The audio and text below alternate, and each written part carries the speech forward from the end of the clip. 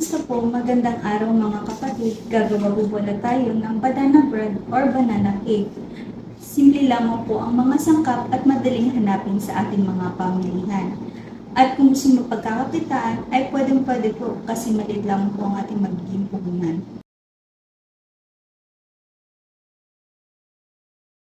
Una po natin gagawin, mag-preheat po tayo ng oven. Tapos, kailangan po natin ng 2 banana. Mas maganda po kung overripe, yung itim na po yung balat.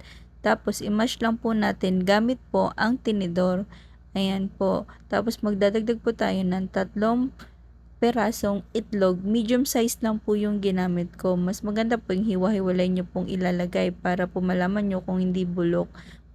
Kasi po masasayang po yung butter nyo kung ang isa po sa itlog ay bugok. Diba po? Tapos magdadagdag po tayo ng half cup ng brown sugar. Mas maganda po ang brown sugar para maganda po yung kinalabasan ng banana bread natin. Tapos magdadagdag din po tayo ng 1/3 cup ng melted butter. Halo-haluin lang po natin hanggang mag-combine itong butter mixture. Then, magdadagdag po tayo ng 3/4 cup ng yogurt. Haluin po natin uli gamit itong wire whisk. Ayan po.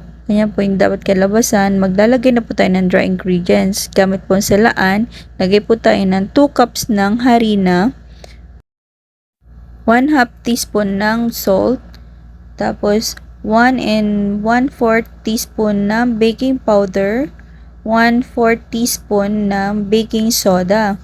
Tapos naglagay din po ng 1 teaspoon ng vanilla powder. And then, naglagay din po ako ng 1 tablespoon ng cinnamon powder. Mas maganda po kung may cinnamon powder para unique po yung lasa ng banana bread nyo.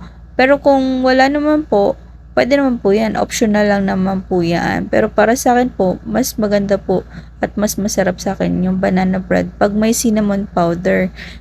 Then, isala lang po natin siya para yung mga namuong mga harina ay hindi po sumama sa butter mixture. Mahalo po natin ng ayos. Kasi bawal po itong ma-overmix dahil pangit po ang magiging kalabasan ng banana bread kung overmix po siya. Dapat po talaga yan, kailangan silain po siya para mapino po talaga dahil pag hinalo po ito, dapat halo lang po ng nagmix lang po yung dry at saka wet ingredients po.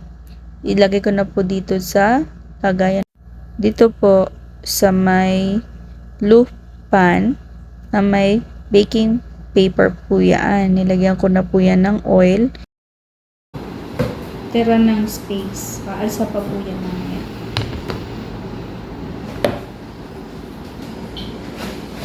Lalagyan ko po siya ng toppings. Pwede, depende naman po sa inyo kung ano gusto yung toppings. Meron po akong almonds at saka raisins. Lagay po natin sa open mga 20 minutes po. Bali po, nag-add po ako ng 5 minutes more kasi nakita ko po medyo hindi pa luto. Magtututpick testing po tayo. Ito pong gitna. Pag hindi po siya nagdikit, ibig sabihin, luto na po yan. Yan sa gilid. Yan. Wala na pong sumamang mixture. Ibig sabihin, luto na po yan. Ayan po yung kinalabas. Ayan po yung kinalabasan. Bali, palamigin po natin ng konti. Ayan po. Mag-start na po tayo ng tasting. Ito po yung may toppings. Ito niyo po ito. Tikman po natin.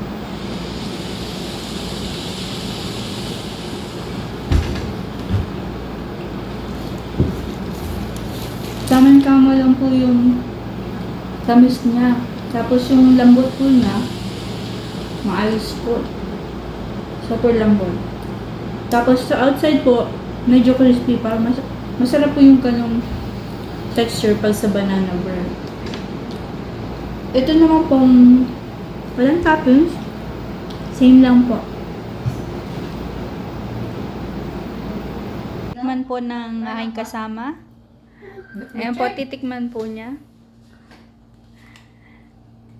Ang lasa. Wow!